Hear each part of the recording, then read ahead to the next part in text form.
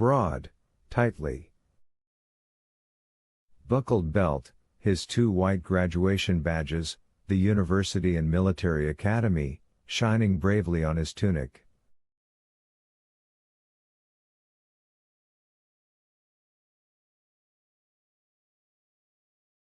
Beneath the black clock on the wall, his sunburned face turned from side to side like an automaton.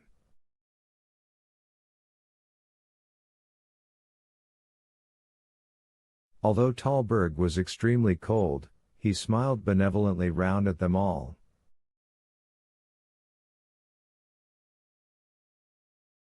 But there was fear even in his benevolence. Nikolka, his long nose twitching, was the first to sense this.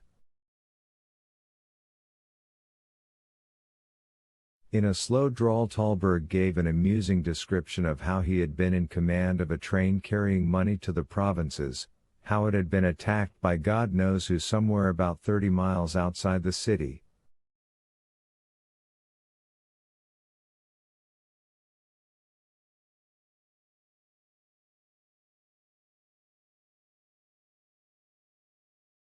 Elena screwed up her eyes in horror and clutched at Thalberg's badges.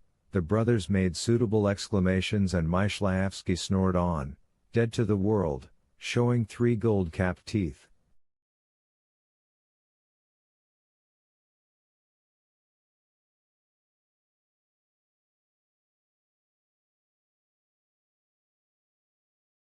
Who were they? Petliuras? Well, if they were, said Thalberg, smiling condescendingly yet nervously, it's unlikely that I would be, talking to you now.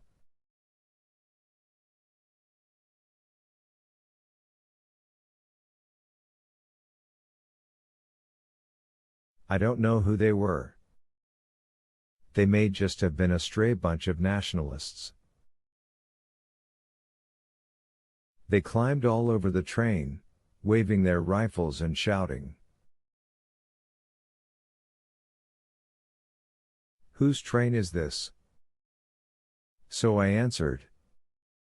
Nationalist. Well, they hung around for a while longer, then I heard somebody order them off the train and they all vanished.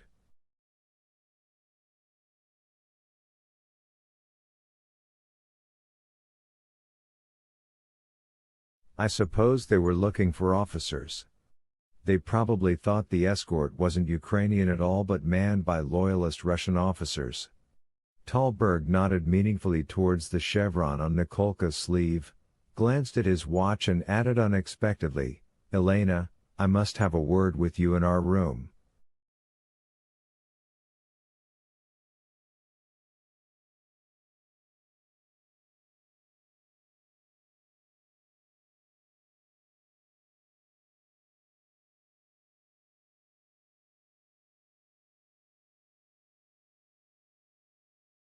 Elena hastily followed him out into the bedroom in the Thalbergs' half of the apartment, where above the bed a falcon sat perched on the Tsar's white sleeve, where a green-shaded lamp glowed softly on Elena's writing desk and on the mahogany bedside table a pair of bronze shepherds supported the clock which played a gavotte every 3 hours.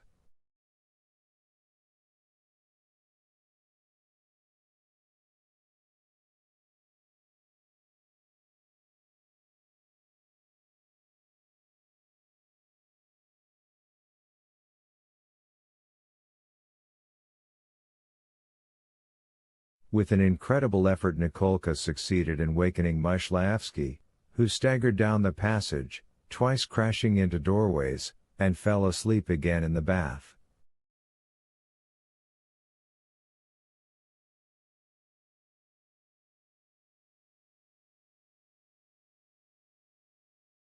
Nikolka kept watch on him to make sure that he did not drown. Alexei Turbin, without conscious reason, paced up and down the dark living room, pressed his face to the window pane and listened. Once again, from far away and muffled as though in cotton wool came the occasional distant harmless rumble of gunfire.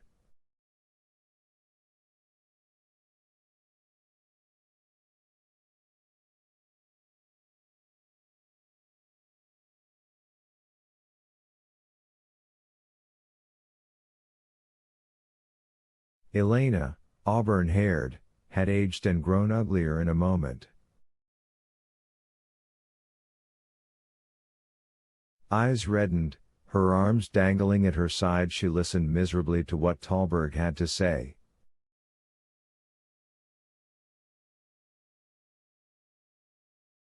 As stiff as though he were on parade, he towered over her and said implacably, "There is no alternative, Elena." Reconciled to the inevitable, Elena said, "Oh, I understand. You're right, of course. In 5 or 6 days, do you think? Perhaps the situation may have changed for the better by then?"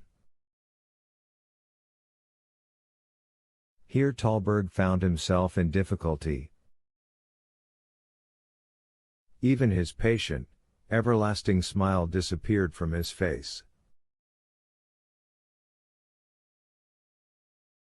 His face, too, had aged, every line in it showed that his mind was made up.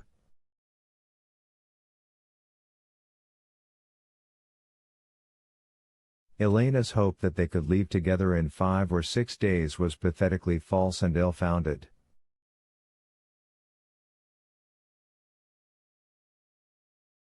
Thalberg said, "I must go at once. The train leaves at 1 o'clock tonight." Half an hour later, everything in the room with the falcon had been turned upside down.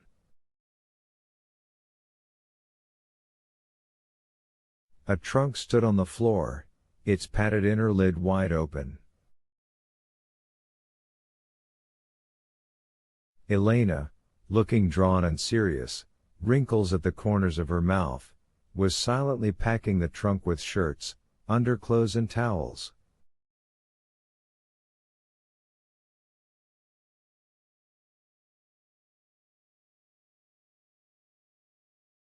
Kneeling down, Thalberg was fumbling with his keys at the bottom drawer of the chest of drawers.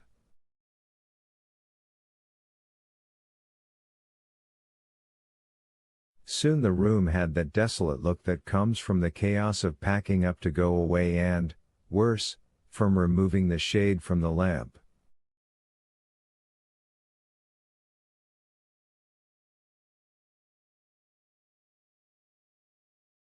Never, never take the shade off a lamp. A lampshade is something sacred. Scuttle away like a rat from danger and into the unknown. Read or doze beside your lampshade, let the storm howl outside and wait until they come for you.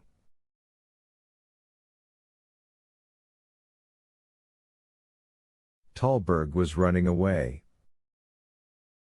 He straightened up, trampling on the pieces of torn paper littered around the heavy, closed trunk.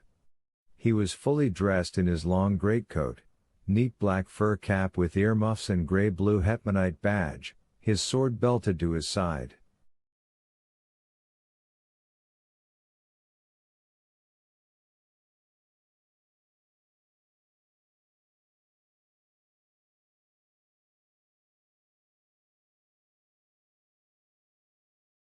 On the long-distance departure track of the city's #1 passenger station, the train was already standing, though still without a locomotive, like a caterpillar without a head.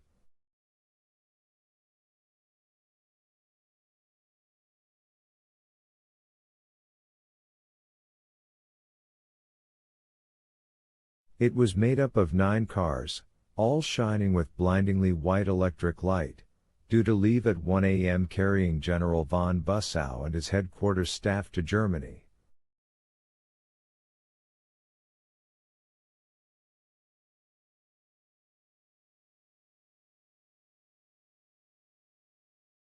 They were taking Thalberg with them. He had influence in the right quarters. The hetman's ministry was a stupid, squalid little comic opera affair, Thalberg liked to express himself in cutting, if unoriginal terms, like the hetman himself, for that matter.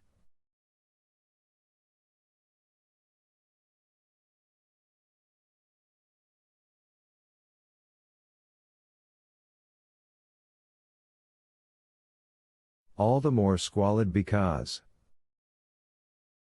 Look, my dear, whisper, the Germans are leaving the hetman in the lurch, and it's extremely likely that Petliura will march in, and you know what that means.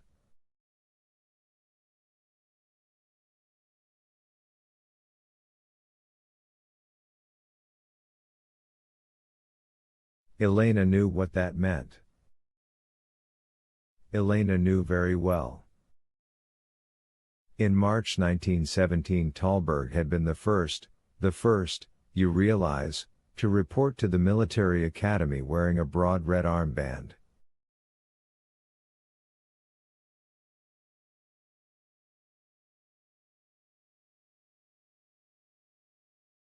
That was in the very first days of the revolution, when all the officers in the city turned to stone at the news from Petersburg and crept away down dark passages to avoid hearing about it.